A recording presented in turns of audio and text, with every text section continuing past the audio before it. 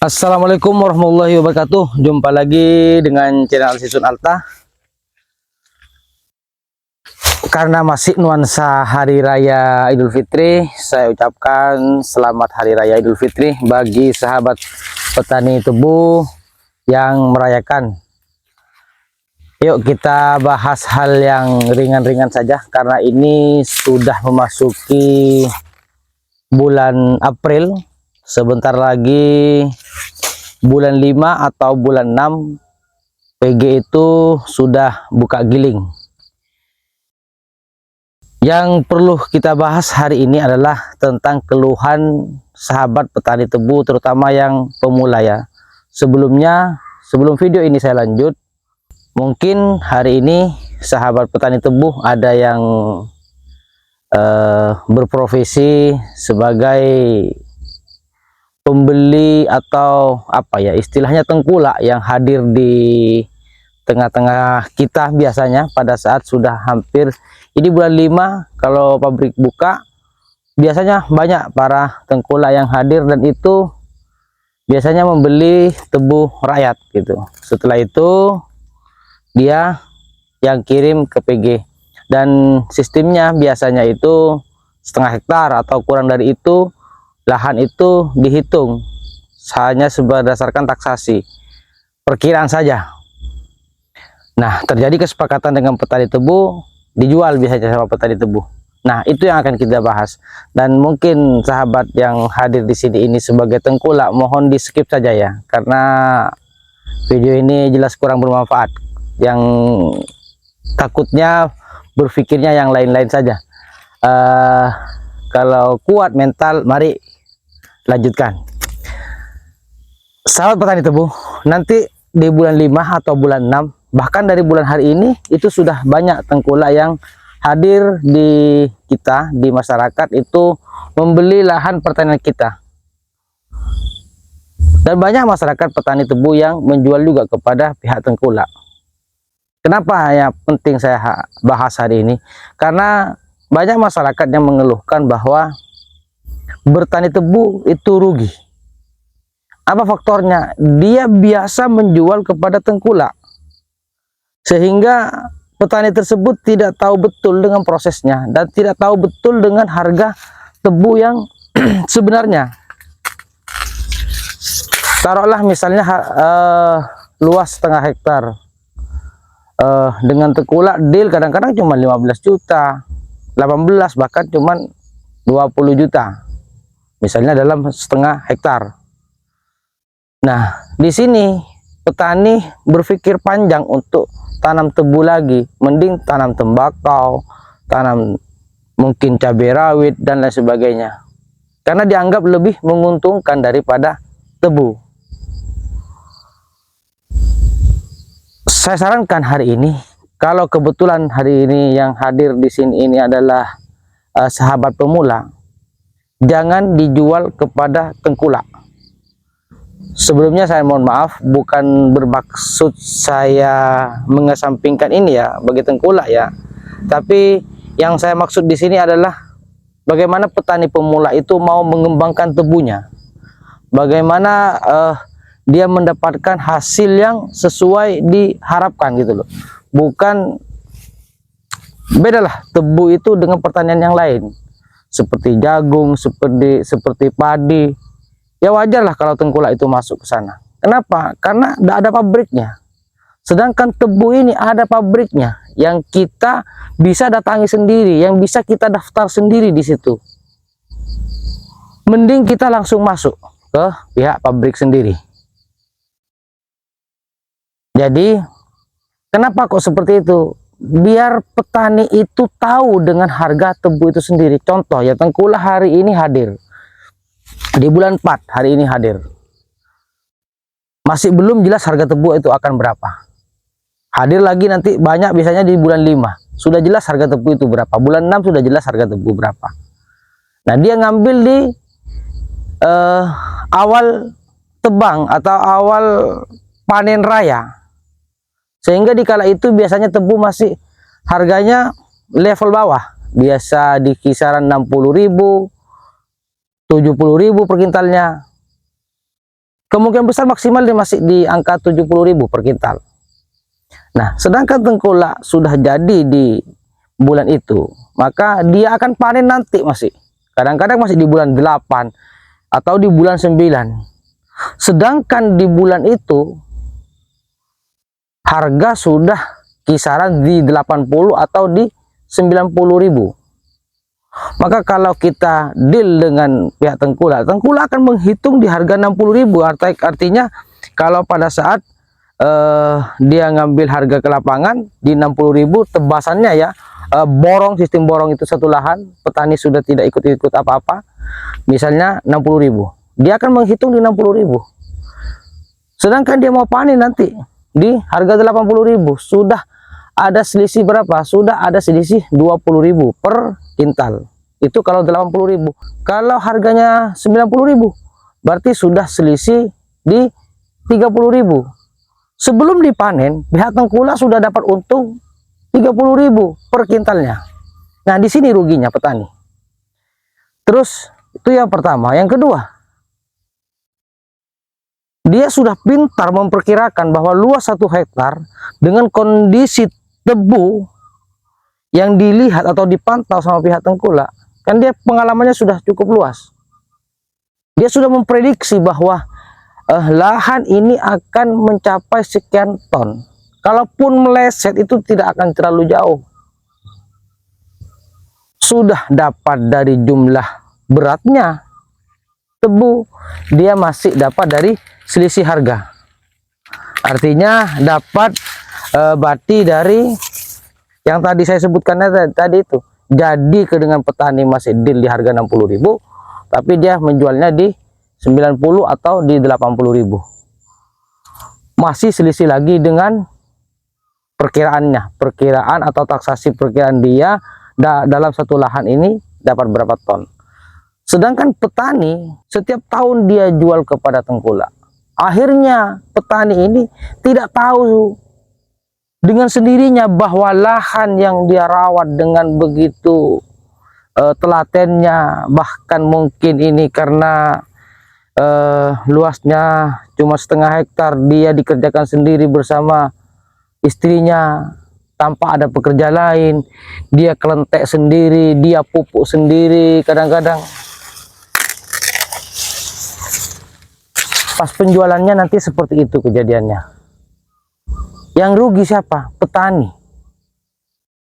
Jadi saya harapkan marilah agak capek sedikit. Apa sih susahnya kalau kita daftar sendiri ke PG? Kenapa kok saya sarankan begitu? Karena kita akan tahu dengan hasil panen kita bahwa kita sudah habis berapa biayanya dan luasnya berapa dan perkembangan tebunya seperti apa. Sudah tahu kan perkembangan tebunya. Tentu nanti setelah di hasil panen, karena kita dapat nota nanti, nota timbang dari PG, kita mengetahui bahwa luasan tebu kita hari ini dapat berapa ton. Tahun berikutnya kalau perawatannya lebih lagi, berarti dapat dipastikan bahwa jumlah beratnya di lahan tebu kita itu bertambah lagi. Kalau berkurang, mungkin pasti juga akan berkurang nanti hasil tebunya, karena tebu bagaimanapun juga salah satunya tergantung dari bagaimana kita merawat tebu itu sendiri. Setelah mengetahui berapa berat yang kita dapat dari PG, kita juga bisa tahu harga tebu sebenarnya itu berapa. Kita panen bulan berapa, tebu harganya berapa. Nah, ini lebih menguntungkan kepada pihak petani. Tapi kalau kita dijual kepada tengkulak, kita tidak tahu apa-apa.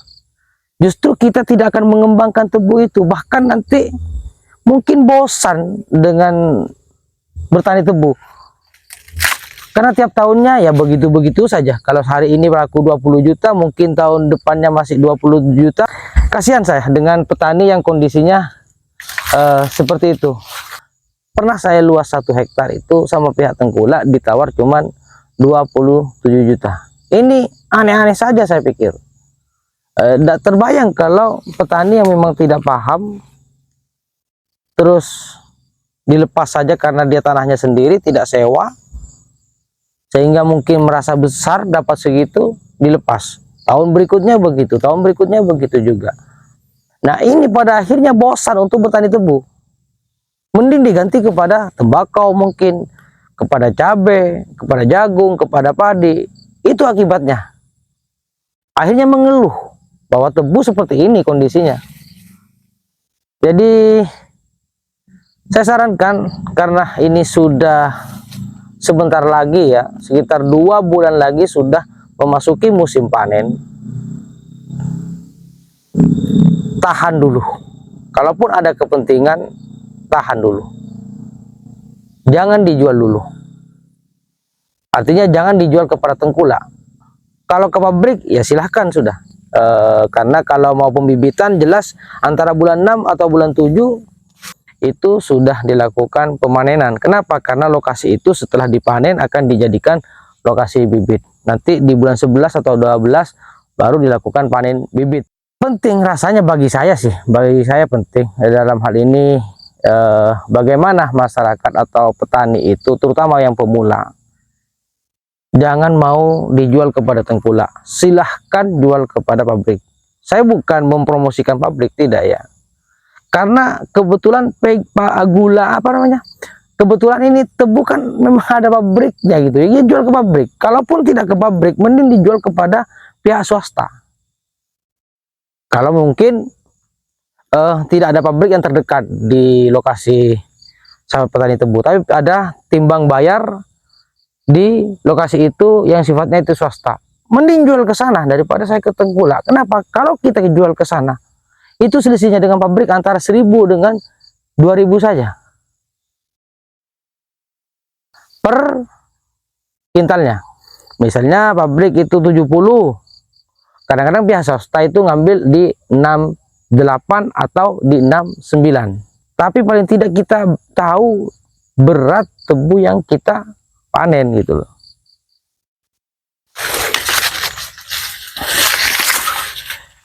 Dengan kita mengetahui berat tebu yang kita panen, itu salah satunya juga memotivasi kita, oh panen tahun ini sekarang begini, dengan perawatan sekian. Bagaimana kalau kita tambah biayanya ya? Panen lagi, berapa yang kita dapat? Nah ini bisa kita evaluasi, bahwa dengan perawatan seperti ini dapatnya segini, tapi dengan seperti ini kita dapatnya seperti ini. Hal ini sangat menguntungkan kepada kita sebagai petani. Jadi kita tidak mudah lahan kita atau tubuh kita itu ditawar dengan sembarangan harga.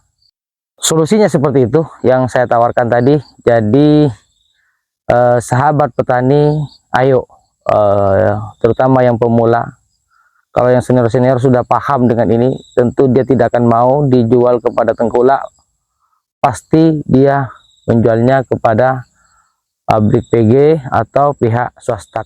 Pada intinya dapat ditarik kesimpulan bahwa petani yang menjual tebunya kepada tengkulak, salah satu kerugiannya yang pertama adalah petani itu dia tidak mengetahui berapa jumlah berat hasil panen tebu kita, terutama. Yang kedua, petani itu tidak akan pernah tahu berapa harga pasti tebu di PG di waktu itu.